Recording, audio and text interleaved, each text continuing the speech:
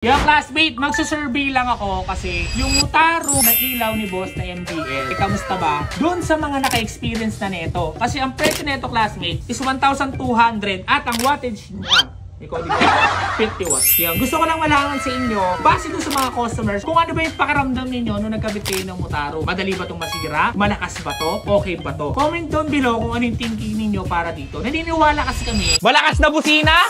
Baka G-Star Horn na yan.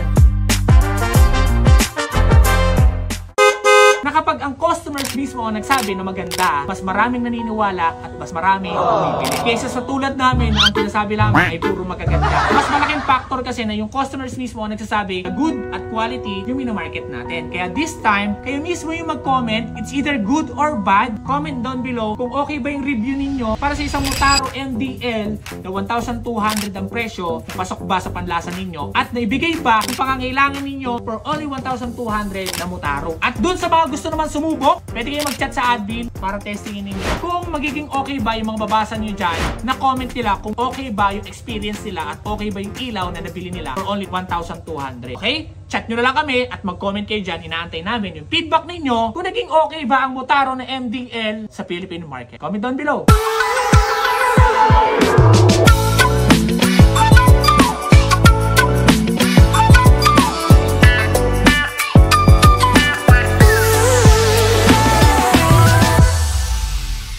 Naghahanap ka ba ng isang shop na kung saan ay merong gulong na may libreng pito, sealant at installation? Yes, classmate, nandito lang yan sa Secret Shop. Kaya kung ikaw ay nangangailangan na ng gulong, meron kami dito at pwede ka pumunta anytime dahil sa benepisyo at serbisyo na pwede ibigay sa'yo. Kaya kung ikaw ay nangangailangan, punta na sa Secret Shop. Libre pito, libre sealant, free install sa mga ibang mga gulong.